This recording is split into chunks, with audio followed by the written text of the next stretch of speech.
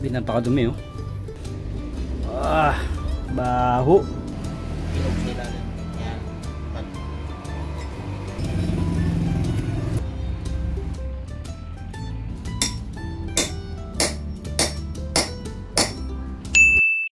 Good day mga Lodi.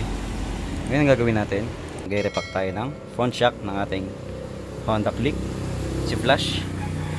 So ganito lang kasi. So, ngayon lang ako nag-time. 5 years na tong Honda Click ko, pero di ko pa siya napaparipak. So ayan o, may ano na siya, langis. So may tagas na siya.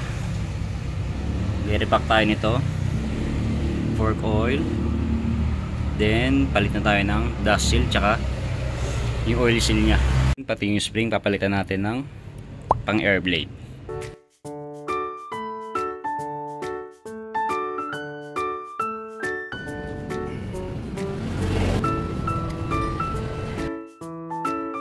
Tanggalin na natin itong front wheel, then bago nyo tanggalin, lagyan nyo ng kalso dun, no? Dito sa may nut, then 14mm dito sa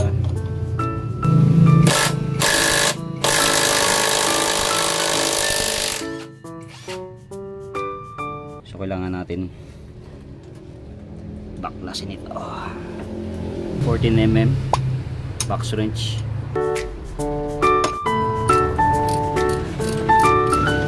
Okay, tanggalan natin yung dalawang bolts, no? Mahuhugod na natin itong shock natin. Sipatin lang natin to.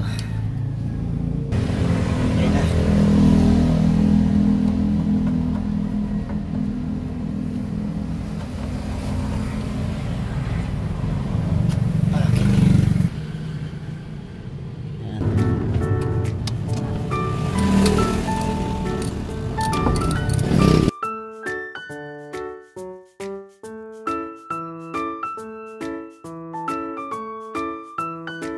Yun na yung shock natin, oh. Nalinis ko na.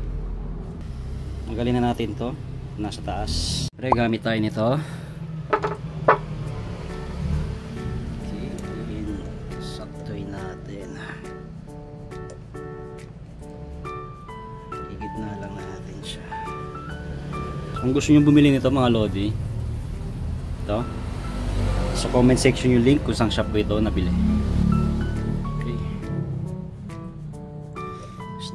Push natin.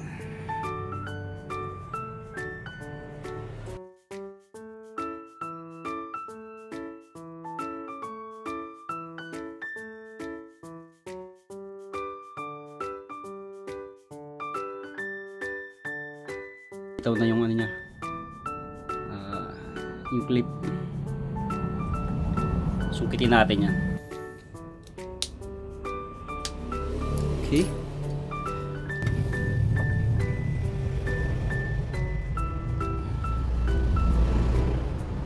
Hangat na.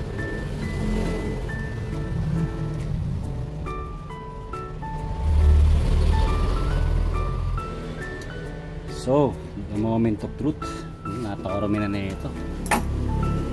Wala na mga boss. Napakadumi oh.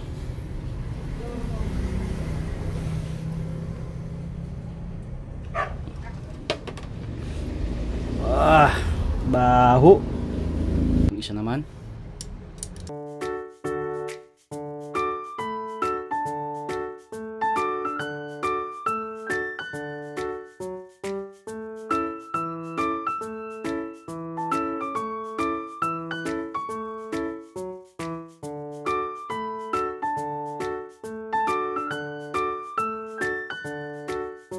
Yung mga Lodi oh. Sa loob ng 5 taon, palilinisan mo natin yung loob nito. Gamitan natin ng degreaser, yung Kobe.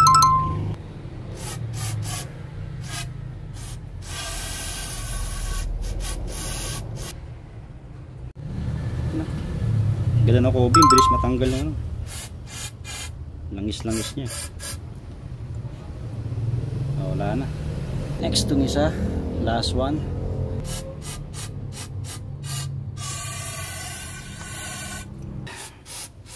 A few moments later. So ito So nagpatulong ako sa pinsan ko, baklasin tong alin do sa ilalim kay Kuya Jun. Siya stress, shoutout. Palitan ko na rin yung oil seal tsaka dust seal nito. Ayan, okay, baklasan natin. Okay, tanggalin natin dust seal. Then yung oil seal palitan na rin natin.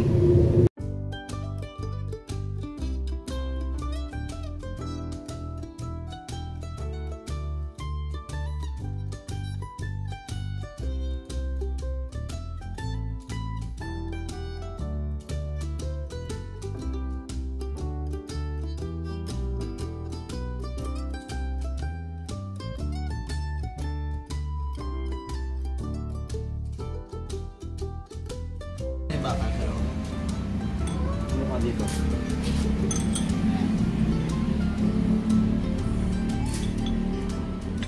Ikot.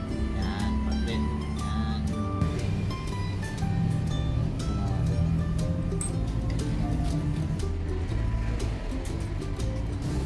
Bilis lang. Yan. Yan ang kalira mo. Yan.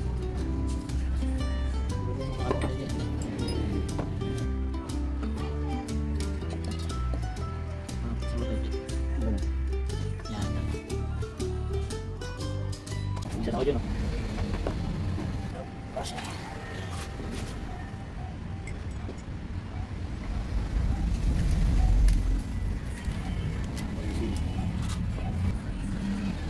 Sigurado. Para pensado.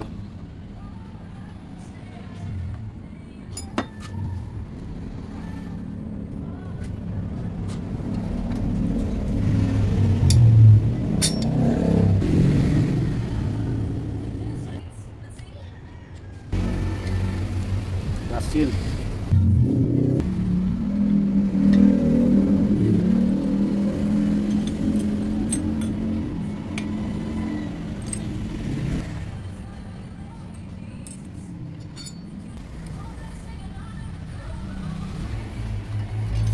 Pang-kontra ka mo na yan. Pangontra.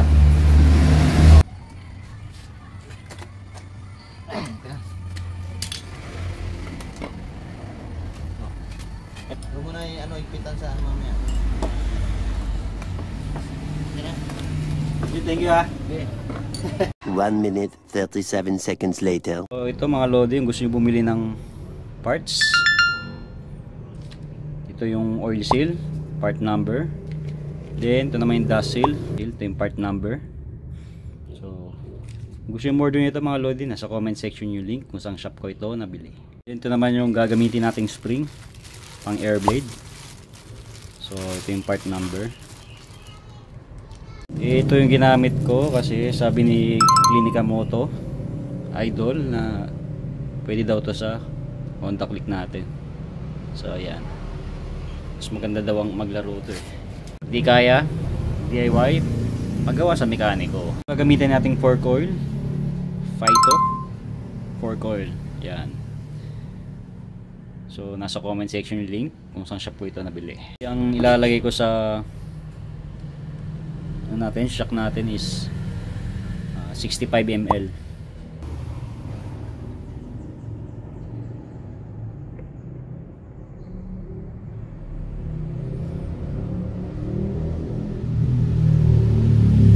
So ang linis na ng bagong oil, oh.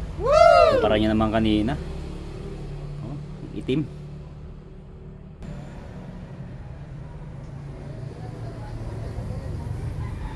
Then 15 ml kasi 65 lalagay natin.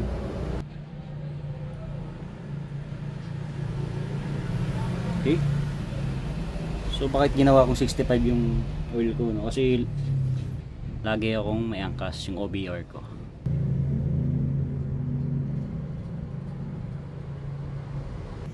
So pump lang natin para lumabas yung hangin.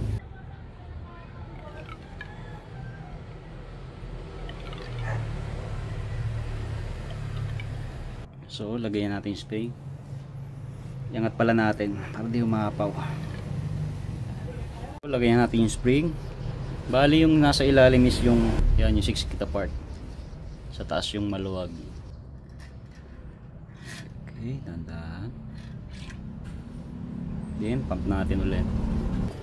Okay, after na ilang ulit na pagpapump, lock na natin. Paano natin ginawa kanina? Ganoon lang ulit, balik lang natin to. Yan.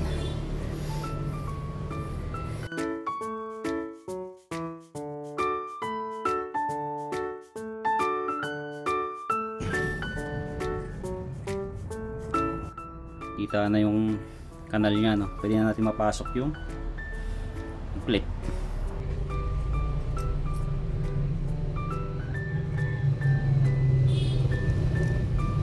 Sikutin natin ng flat screw. So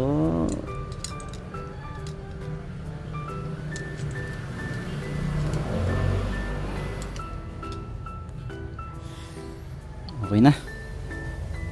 Luwagan na natin.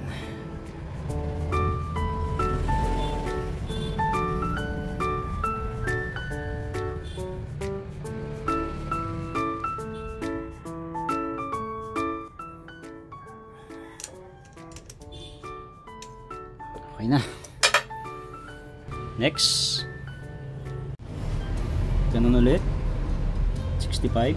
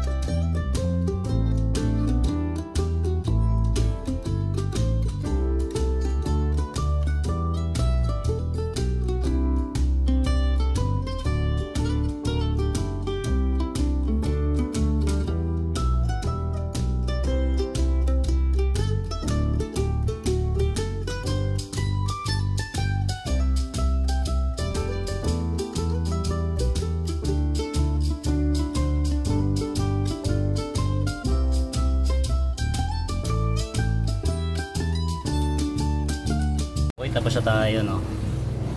Okay na, na-repack na natin. Balik na natin siya dito.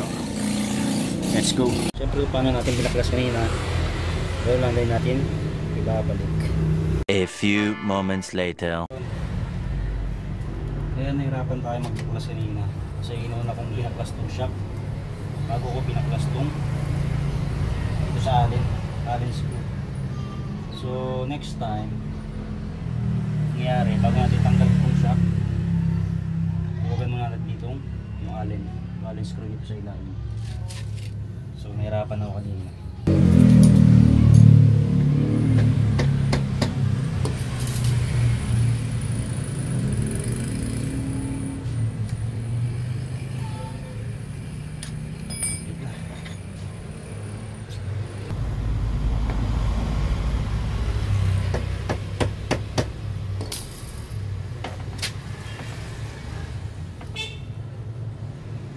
Tapos na tayo.